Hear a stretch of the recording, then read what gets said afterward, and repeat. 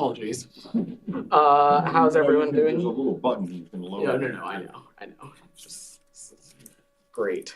I actually don't have anything off the top today, so I'm happy for you to. Okay, thanks. All right, so let's just start with the breaking news, right? Poland, these missiles, what do you know? I realize that the Pentagon and the NSC already said that you're looking for information. What can you tell us? Has the Secretary been involved in any calls? Anyone else? So I don't have any calls from the Secretary to read out and would echo what our colleagues at the White House have said on this as well, which is that we have seen these reports out of Poland and are working with the Polish government and our NATO partners to gather more information. We can't confirm the reports or any of the details at this time, but I can assure you we will determine what happened and what appropriate next steps would be, but I don't have anything additional to offer at this point. Okay. I guess that pretty much is going to end this line of questioning, at least for me, because I don't think you're going to say anything else. So I'll pass it on to someone else. All right, Myra. Vedant, just the president basically multiple times said every inch of NATO territory will be defended. Are you able to recommit to that from the podium today, regardless of what this is?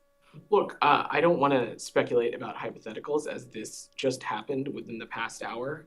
And as I said, we have seen these reports out of Poland and we're working with the Polish government and our allies and partners to gather more information and assess exactly what will happen.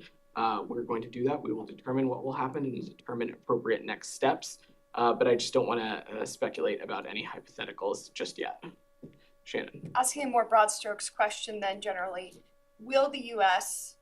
look into the intent? How important is that in determining response if a strike is accidental versus if something is deemed to be intentional when consulting with NATO allies? Of course, that is something that would be of importance. And as I said, we will determine what happened and we will determine appropriate next steps. But like I said, this just happened within the past hour. And so we are still taking the important time to figure out the exact facts. Kylie. Logistics. On logistics, when it comes to triggering Article 5 of NATO, I know you don't want to, get too far ahead of where things stand now, but because this department knows really well how that process would work, could you just lay out a little bit of how you guys would go about that process and what it would look like for folks as we're in this moment of trying to figure out what's next? I certainly appreciate that question, but I do want to be very careful of not getting ahead of hypotheticals. I'm happy to see if we have a specific sort of sequencing to share with you. But again, I want to be very, very careful about not getting ahead of hypotheticals here as we continue to take time to determine what happened. Alex? Has the department reached out to Polish officials? Do you have any communications? Like I said, I don't have any, like I said to Matt, I don't have any calls to read out at this point, but of course, Poland is an important ally and partner. And like I said, we are working with them to determine what happened and assess next steps as well. In a broader context, what is your confidence level that Putin is not targeting NATO, given his latest statements? I'm just not going to try and speculate or try and get in the mind of President Putin or his intentions. What we do know is that this war has been one that is unjust. It's been brutal. It has affected millions of lives, not just in Ukraine, but across the world as well. And as you guys saw in response to President Zelensky's speech at the G20, what President Putin did was he met Ukraine with another round of cruel attacks that killed civilians and destroyed infrastructure. So what we're going to do is we're going to continue to stand with the government and the people of Ukraine who have stayed strong in the face of Russia's brutal and needless onslaught for months, and we will continue to support Ukraine. Camilla. When you say you're working obviously with the Polish government and allies and partners, can you confirm that this department's speaking to Ukrainian officials and trying to get more insight from them as to what this might have been and whether or not they have responded at all? Camilla, we're talking to a range of partners, but like I said, this just transpired, so I don't have specific calls or line item actions to read out for you. But again, I want to assure that we will get to the bottom of what has happened. We'll determine what's happened and determine appropriate appropriate next steps. Leon. Yeah, before Article 5, there's Article 4, which is on emergency consultations with the United States. Are you ready to call for emergency consultations on this issue? Look, Leon, we of course are ready to stand with our NATO allies and partners, but I want to again be very clear that we do not want to get ahead of hypotheticals. We do not know what has happened yet. We have seen reports out of Poland. They, of course, are incredibly concerning. And we're working with our partners in the Polish government and our NATO partners to get more information and to assess what has happened. We will make that determination and we will determine appropriate next steps as well. Just to follow up, there are certain media are quoting U.S. intelligence officials on their story. So I'm assuming that Leon, what I can say from this podium in front of you all on camera and on the record is that we've seen these reports and that we are working with the Polish government and other partners to assess and get more information. We cannot confirm the reports of what has happened or the details, but we are working through that process to determine what happened and determine appropriate next steps. In the back. Marcin Luna TV and Warner Bros. Discovery from Poland. So you repeated a few times that you are working with the Polish government on this issue. Who are you talking with? At what level, if you don't want to give any specific names? And also, if this is confirmed, should this trigger an immediate increase of the numbers of US boots on the ground in Poland, maybe sending additional Patriot batteries, fortifying eastern flank? I'm starting to sound like a broken record here, but again, I do not want to get ahead of hypotheticals or get into a tit for tat of potential actions. What I can say is that we will determine what happened and we will determine what appropriate next steps to take. We are engaging directly with our partners in the Polish government. I don't have specifics to offer in terms of who and at what level. But like I said, Poland is an important partner, an important NATO ally, and so we are continuing to work through these processes and engage on them. A follow-up: will Secretary Blinken want to talk to Minister Rao? Is a contact at this level possible? I don't have any calls to preview or read out yet, for that matter. So I'm just not going to get ahead of that process in the back. So not getting into hypotheticals, but President Biden did say. And Secretary Blinken also have repeatedly said that, U.S. is gonna defend every inch of NATO territory. So can you just repeat it today, as in principle? And do you have any reaction to just the overall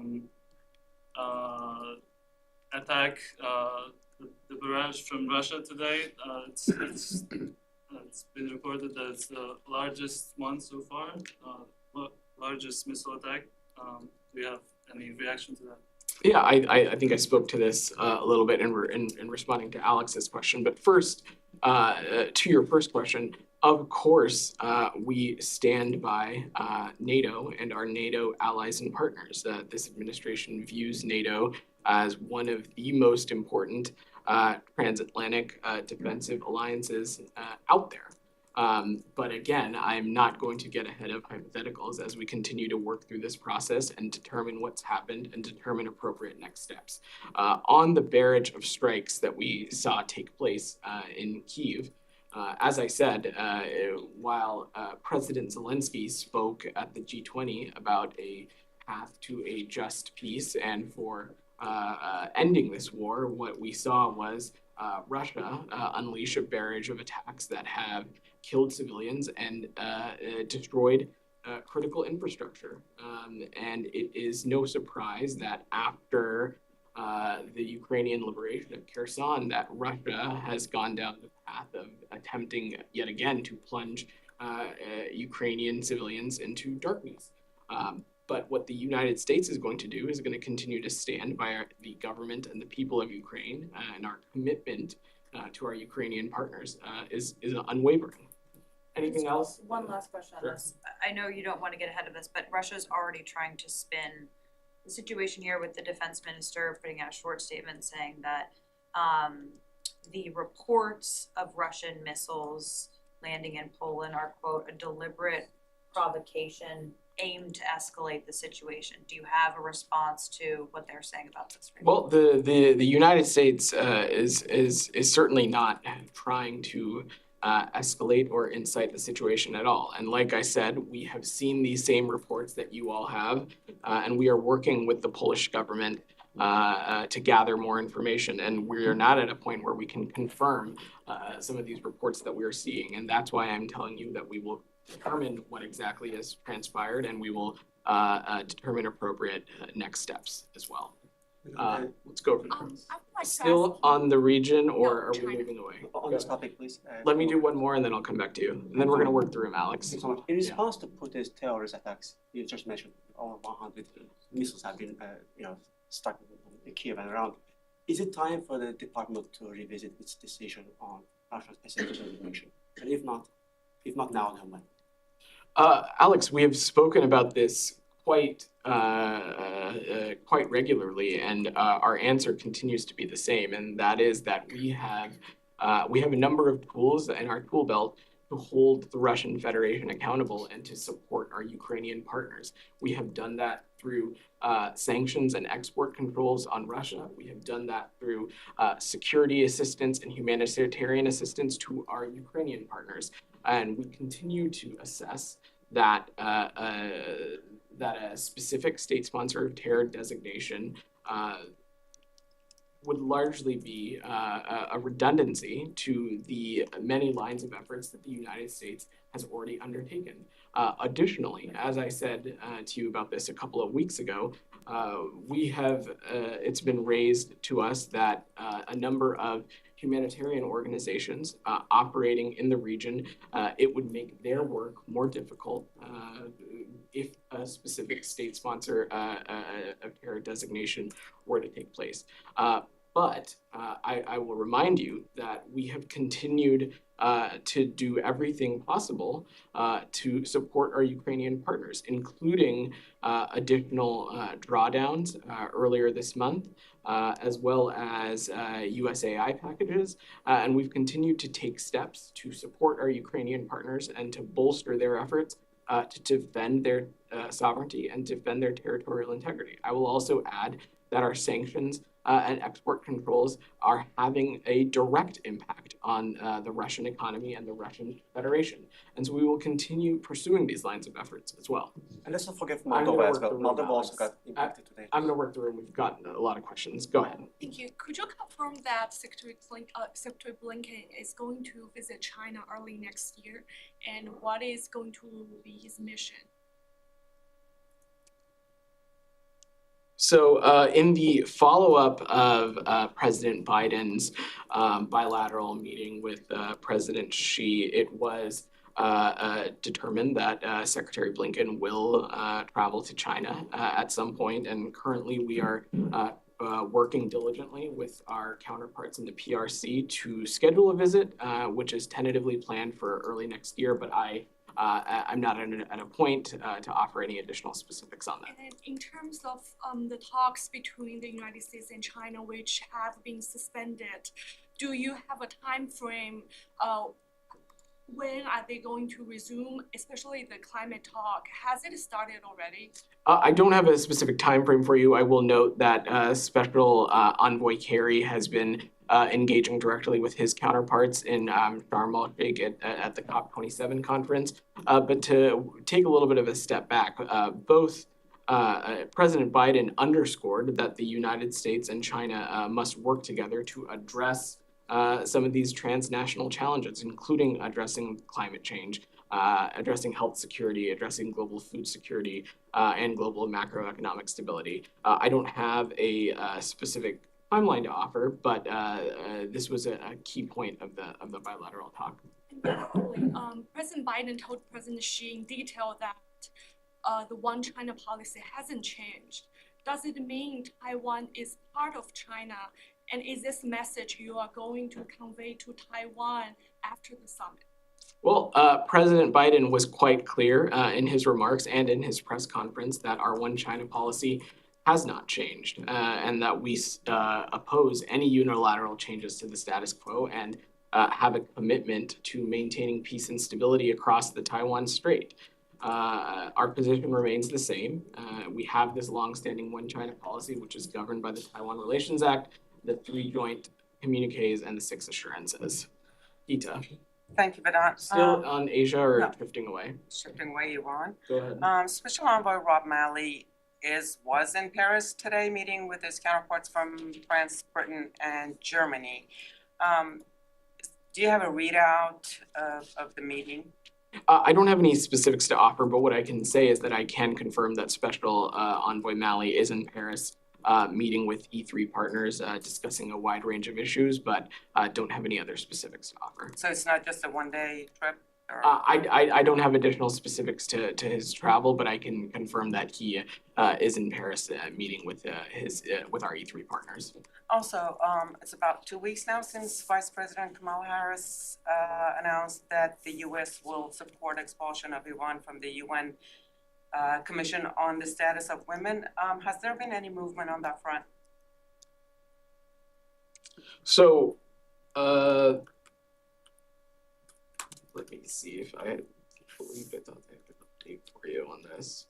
Let me check back on this, Geeta, for you specifically about a timeline. I thought I had an update, but I can't find it. We'll circle back afterwards. Thank Go ahead. Staying on Iran, is there any more you can share about today's redesignation of Wagner Group and the IRGC's aerospace force?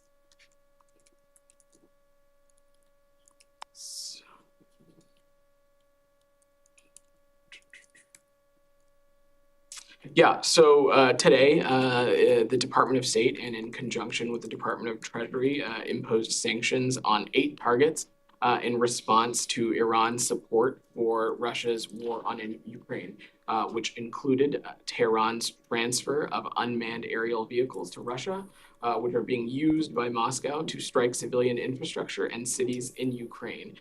We designated a total of 3 Iranian entities, including those manufacturing and delivering the UAVs supplied by Iran to Russia. That includes the Islamic Revolutionary Guard Corps' aerospace forces. It also includes Codes Aviation, and Treasury is also designating Shaheed Aviation Industries Research Center. We are designating these actions include third-party designations involved in the transfer of Iranian UAVs to Russia. And this is, again, in the line of that we have been warning since July that Iran is planning to sell UAVs to Russia for use against Ukraine. We exposed this publicly, and this action is our latest effort to implement and enforce all U.S. sanctions on both the Russian and Iranian arms trade, and to make it harder for Iran to sell these weapons. Yeah, if we go back to China for 1 second, you mentioned health security just now when talking about the topics that were discussed. The president, the White House, they said that this was a topic that was discussed with the president and President Xi. Could you just expand maybe a little bit on what that means exactly, health security? What are some details of that and what's working on there? I will let my colleagues at the White House and the National Security Council expand on any specifics that they can offer about the bilateral meeting. But what I can say, and what is no secret, is that between the United States and the PRC exist a number of challenges that impact not just our 2 countries, but countries around the world. And that addressing these challenges transnationally together is a better result for both of our people, but also for the world broadly. And that, of course, includes climate change, it includes global health, it includes health security, it includes global macroeconomic stability, but I don't have anything other specific to add.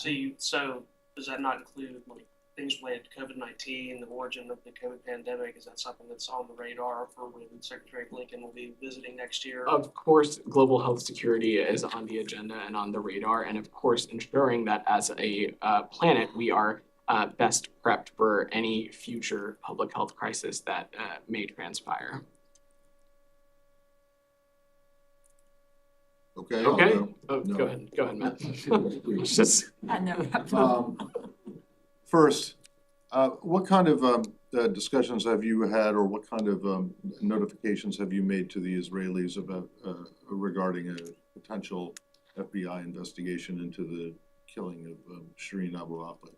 That would be for the Department of Justice. Yeah, what kind of conversations have you had with the Israelis about this? As it relates to any potential law enforcement activity, that would be a matter for the Department So of when Justice. the Israelis come to you and ask you what's going on, what do you tell them? It is for the Department of Justice to speak to law enforcement and. Is there an investigation, as far as you know, that the FBI is conducting into this? That is for the Department of Justice to speak to. I'm not going to get into that from here.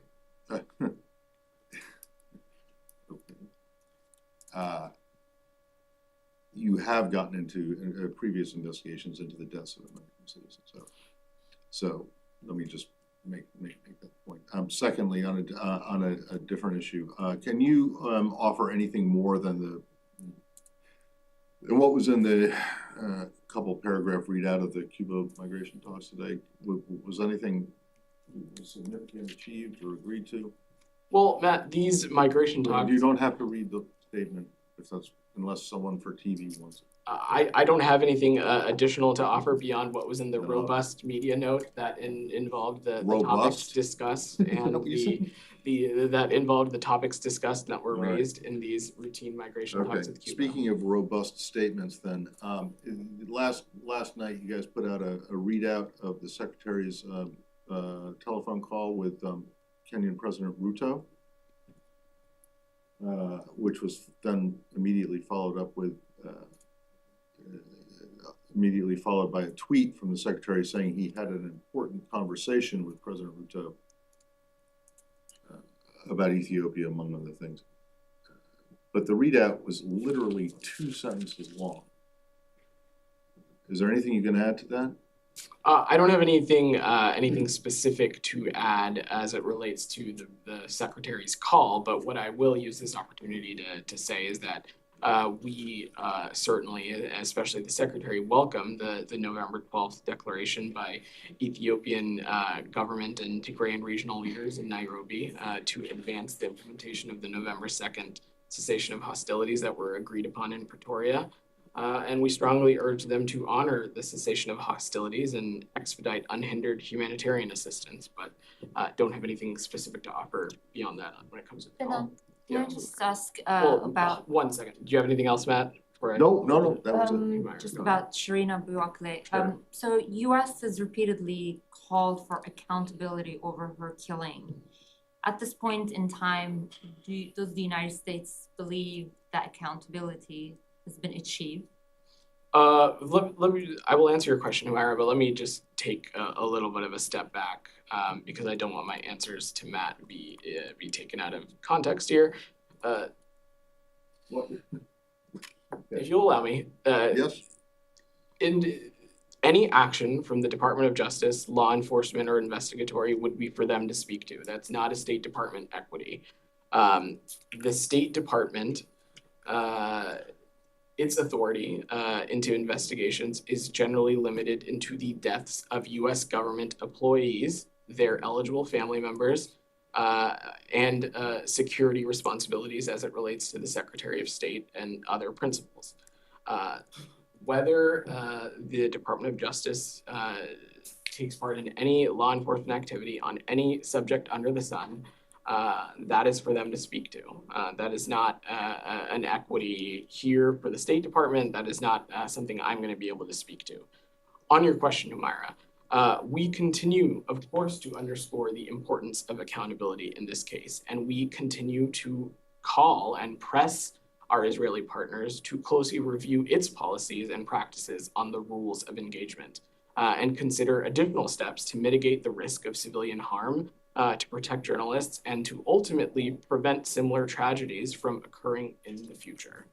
You had raised this rules of engagement with them earlier. Did you get any positive feedback or any sign that they would actually review this and make any changes? I don't have any specific readouts to offer as it relates to our engagements on this. Do you assess or think that it is within U.S.'s right to launch its independent its own investigation on this? That's for the This is a Department. US citizen? That is for the Department of Justice to determine. That's not for the State Department or frankly any other entity of the interagency to.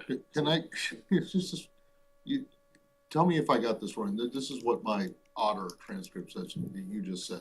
Whether the Department of Justice takes part in any law enforcement activity on any subject under the sun, that is for them to speak to. That is not an equity issue for the State Department. How is that possible? On any subject under the sun? That I don't understand your question, Matt. Well, I don't Whether understand whether they decide to pursue a law enforcement. That's not an equity. It is not an equity for the State Department if there's an investigation into the murder or the killing of a U.S. citizen. That is certainly number one priority of this department and has been for decades and decades and decades, is the protection or the safety and security of U.S. citizens. And it still is abroad. Okay, so then I don't understand why you say that whether the department takes part in any law enforcement activity on any subject under the sun is not for you to speak to. Of course it's for you to speak to. If you think that there needs to be an investigation into it, that's especially if it involves a U.S. citizen. I would just disagree with that characterization. If whether the Department of Justice decides to investigate something, that is for them to speak to. That's not for us to speak to. But it's not like you don't have any equities at all. Sure. I the safety and the welfare and safety of American citizens overseas is the Department of State's number one priority. And it continues to be. But whether the Department of Justice chooses to pursue law enforcement activity into something like this is for them to speak to. That's not something I'm going to get into here or anything that I have to offer on that is the point that I was trying to make. But I'm just staying on this for when you and Ned have spoken about accountability, you've talked about it in the context of working with Israeli partners on their investigation, the Palestinian Authority on their investigation, and now you have a US investigation. So there seems to have been a shift in what this department thinks and what the Justice Department is doing. Would you characterize an FBI investigation as unusual or unprecedented with what they're doing with Israel? And also, did the Department of Justice give this department a heads up that that's what they were going to do? I'm just not going to characterize that one way or the other, and I don't have any interagency conversations to read out specifically. In the back. Yeah, I'm curious because yesterday the White House said in its readout from the meeting between Presidents Biden and Xi that they both underscored their opposition to the threat of use of nuclear weapons in Ukraine, but the Chinese readout didn't include that. Do you have any comment on that? I'm not going to speak to something that exists or doesn't exist in the Chinese readout, but what I can say, and that what we reiterated in ours, and you saw the president speak to in his remarks in Indonesia, was that President Biden and President Xi both reiterated their understanding that a nuclear war should never be fought and can never be won, and underscored their opposition to any use of nuclear weapons in relation to the war in Ukraine. Go ahead, Alex. Moldova was also impacted by Russian massive missile attacks today, as you know. Can you repeat the first part of your question? Moldova also got impacted by Russian massive attacks today. It caused electricity disruption in Moldova. I will give you a chance to talk a little bit about the Russian threat going beyond Ukraine. Give its latest actions in Ukraine. I've not actually seen those reports, Alex, so I'm going to have to follow up with you afterwards and see if we can get you something specific there. Did you guys pin down whether or not Brittany Griner has reached the penal colony? Do you have any latest update on? Do you have any update on her whereabouts? We are aware of the reports of her location and in frequent contact with Ms. Griner's legal team, but the Russian Federation has still failed to provide any official notification for such a move. of a U.S. citizen, which we strongly protest and disagree with. Our mission and our embassy in Russia has continued to press for more information about her transfer and her specific current location.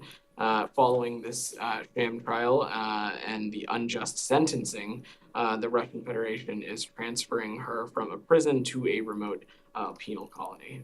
Are you able to say anything about what Bill Burns talked when it comes to her and Paul Whelan with his Russian counterpart yesterday in Ankara?